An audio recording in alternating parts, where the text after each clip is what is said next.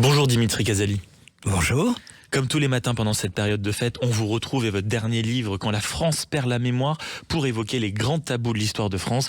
Et ce matin, l'immigration et l'échec de l'intégration, parce que selon vous, l'intégration à la française est en panne. Ah oui, totalement. Et c'est très très malheureux parce que pendant plus de 100 ans, de 1880 à 1981, l'intégration à la française était une vraie et belle réussite. Dans mon livre, justement, je rappelle l'histoire de Joséphine Baker et de Félix Éboué, qui sont deux symboles émouvants de la réussite de l'intégration à la française. Et l'exemple même que l'on n'est pas forcément français, on le devient en épousant les valeurs françaises.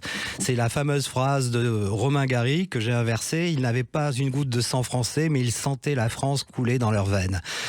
La France les a fait, comme je dis souvent. C'est grâce à la France que Joséphine Baker est devenue la première star noire internationale. Elle disait, c'est la France qui m'a faite. Je suis prête à lui donner aujourd'hui ma vie. Moi, je suis française. Je suis une Française noire. Votre pays est le seul où l'on puisse vivre tranquillement, disait-elle en 1925. Et je raconte dans mon livre comment elle a servi son nouveau pays en tant qu'espionne pour la résistance pendant la guerre, en luttant contre le nazisme dans les rangs du général de Gaulle. D'un très grand courage, un jour, lors d'une perquisition de la Gestapo, Joséphine va même jusqu'à cacher des microfilms dans son soutien-gorge en soutenant un interrogatoire de l'officier SS. Vous vous rendez compte, c'est dingue.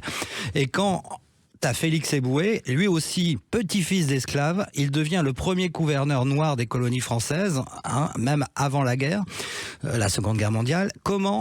Comme Joséphine, il a rejoint la France libre du général de Gaulle le 26 août 1940, c'est-à-dire que c'est un des tout premiers résistants. Donc, comme des millions d'autres exemples, plus d'un quart des Français ont une origine étrangère. On comprend que l'on ne devient pas français ni par le sang, ni par la race, ni par une religion. C'est un fait. Mais donc la question que vous posez, elle est légèrement philosophique, mon cher Dimitri, ce matin, c'est en réalité comment on devient français. Eh oui, en fait, la France, par rapport aux autres pays, pratiquement tous les autres pays du monde, on devient français par une volonté de chaque jour.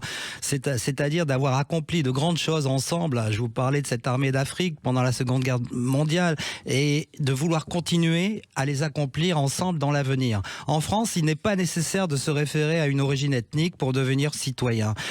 Et français, celui qui veut le devenir vraiment, ce qui implique de fait une volonté de vivre ensemble en partageant nos valeurs communes enrichies par un passé que nous nous approprions. C'est la grande thèse d'Ernest Renan en 1882.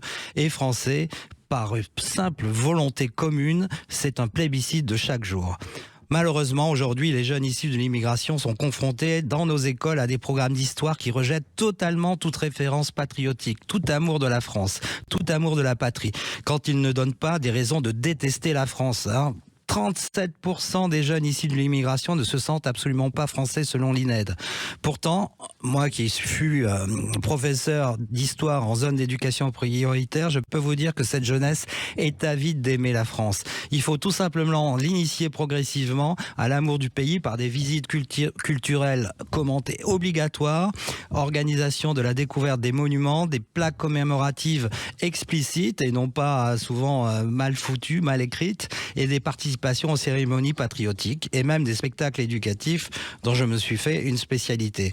Donnons aux nouveaux venus l'amour et la passion de notre histoire et nous leur ferons aimer la France au lieu de la détester. Merci beaucoup Dimitri Casali d'avoir été avec nous. On vous retrouve tous les matins pour les grands tabous de l'histoire.